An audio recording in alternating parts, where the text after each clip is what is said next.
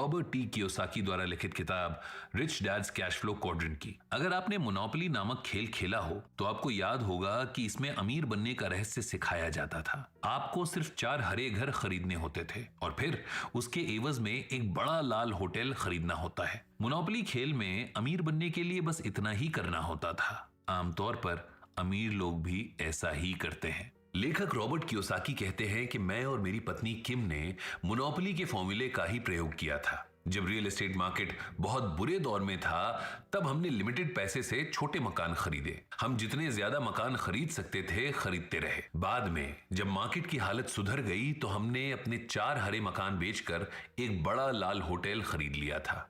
आज हम आर्थिक रूप से स्वतंत्र हैं और हमें कभी काम करने की जरूरत ही नहीं पड़ी, क्योंकि हमें हमारे बड़े लाल होटल, अपार्टमेंट हाउस और वेयर हाउस से अपने खर्च के लिए पर्याप्त कैश फ्लो मिल जाता है। अमीरों का एक बहुत बड़ा गुण यह होता है कि वे बाकी सभी से अलग हटकर सोचते हैं।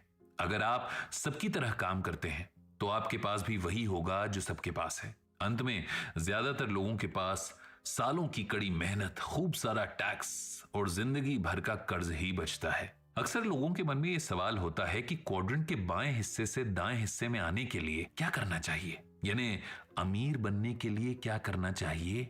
इसका सीधा और सरल जवाब यह है कि आपको अपने सोचने के तरीके को बदलना चाहिए। आपको अपने काम के तरीके को बदलने की जरूरत नहीं है, बल्कि उस सोच को बदलना है जो आपको अमीर होने से रोक रही है। इसको ऐसे समझिए कि क्रिकेट का खराब खिलाड़ी नए क्रिकेट क्लब को भले ही ज्वाइन कर ले, पर फिर भी वो खराब खिलाड़ी ही बना रहता है जब तक कि वो अपनी मानसिकता, तकनीक और विश्वास को बदल न ले। ठीक उसी तरह आप भी तब तक अमीर नहीं बन सकते जब तक आप अपनी मानसिकता और तकनीक को बदल ना लें। कई लोग अमीरों जैसे काम करने की कोशिश करते हैं और अमीरों जैसी चीजें पाना चाहते हैं।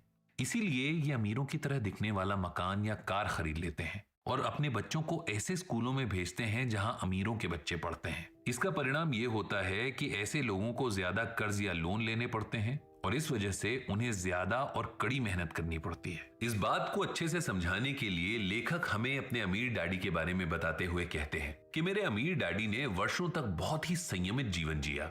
उन्होंने अपने बिल चुकाने के लिए कड़ी मेहनत नहीं की, बल्कि अपनी सारी मेहनत कंपनियां बनाने में लगा दी। वो हमेशा एक आम आदमी की तरह नजर आते थे। वे महंगी कार चलाने की बजाय पिकअप ट्रक चलाते थे।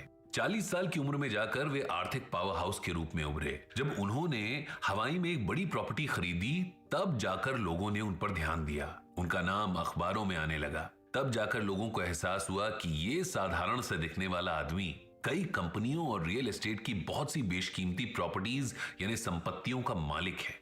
अमीर डैडी छोटे से घर में रहते थे जिसे बहुत ही कम लोगों ने देखा था। जब उनके पास काफी धन और प्रॉपर्टीज यानी संपत्तियों से कैश फ्लो आने लगा तब जाकर उन्होंने अपने परिवार के लिए एक बड़ा मकान खरीदा।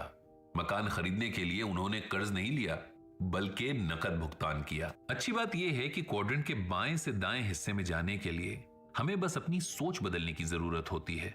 बुरी बात यह है कि अपनी सोच बदलना हमारे लिए बेहद मुश्किल होता है, क्योंकि पीढ़ियों से हमें पैसे बनाने से ज्यादा पैसे गंवाने का डर सिखाया और बताया गया है।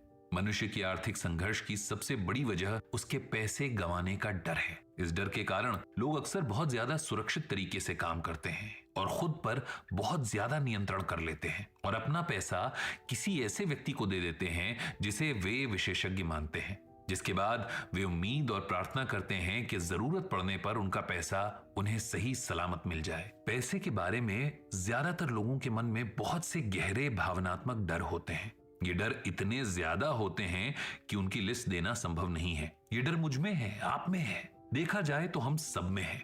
हम इस बात को पसंद करें या ना करें, लेकिन ये सच है कि पैसा एक भावनात्मक विषय है और चूंकि ये एक भावनात्मक विषय है इसीलिए ज्यादातर लोग पैसे के बारे में तार्किक अर्थात लॉजिकल तरीके से नहीं सोच पाते। अक्सर हमारी भावनाएं हमारे तार्किक विचारों या हमारी लॉजिकल थिंकिंग पर हावी हो जाती हैं। बहुत से लोग आर्थिक रूप से संघर्ष करते हैं। ऐसा इसलिए नहीं कि उन्हें अच्छी शिक्षा नहीं मिली या वे मेहनती नहीं है, ऐसा इसलिए है क्योंकि वे पैसे गंवाने से डरते हैं।